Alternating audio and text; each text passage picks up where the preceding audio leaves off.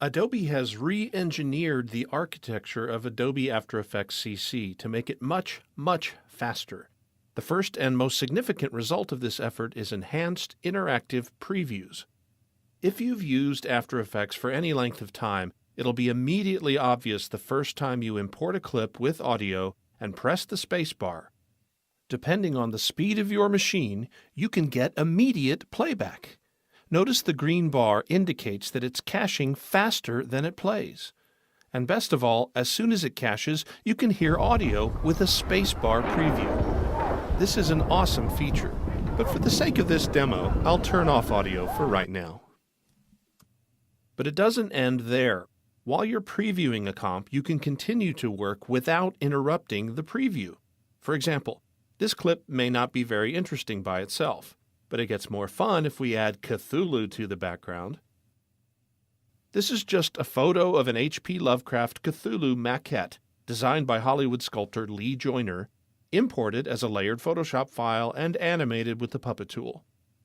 But you can see that we can turn on an adjustment layer with the transform effect applied to zoom in, and add a couple 4K rampant layers for smoke and particles to add some atmospherics.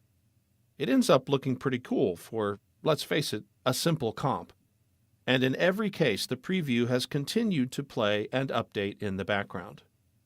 Now, while things are now faster in After Effects, this doesn't mean that everything is suddenly playing back in real time. If we add an effect, like this camera lens blur, it won't render instantly the first time through. But this feature is all about interactive performance, as After Effects does continue to preview the comp as fast as your machine allows.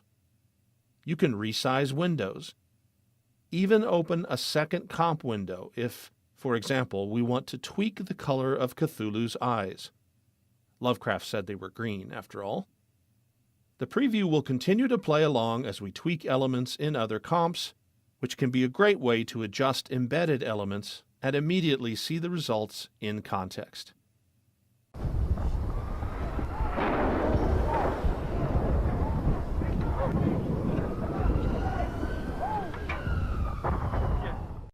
We've seen that the spacebar is now a full-featured shortcut for controlling previews and for caching frames for real-time preview.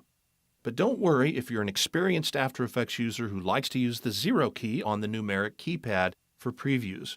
0 key previews still essentially behave as they used to by default. A quick look at the preview panel shows familiar controls for playing the comp, navigating a frame at a time, and jumping to the start and the end of the comp as before. But the old RAM preview button is now gone, and its functionality is rolled into the play button. In fact, the term RAM preview has been removed from After Effects, although old-timers like me will probably accidentally call it that for a while. And now, when you expand the preview panel by dragging the frame down, you can see lots of new options, including the ability to customize almost all of the shortcut functions. If you need a specific preview behavior that isn't part of the defaults, you can adjust it here. These pop-ups allow you to control the behavior for each of the shortcuts. Also, the play button will respect whichever shortcut is currently shown in the panel, whether that be spacebar or the 0 key on the numeric pad.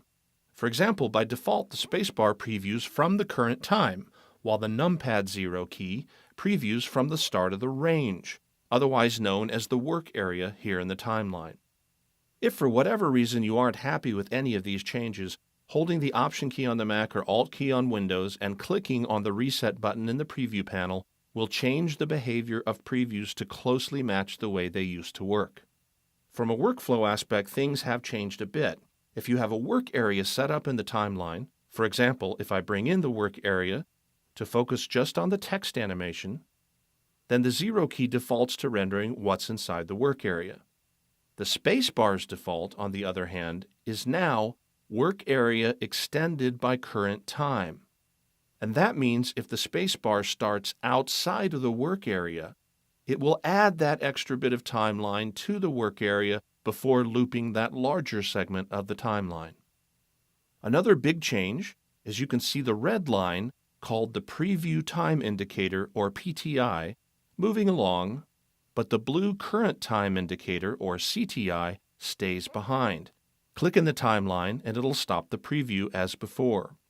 However, if we start the preview again and hold the Alt key on Windows or Option on Mac, you can grab the CTI and move it while the preview continues. Add the Shift key to snap to keyframes. For example, if we wanted to scrub the rotation value of our text keyframes to spin the letters a little as they scale up, we can do it without interrupting the preview.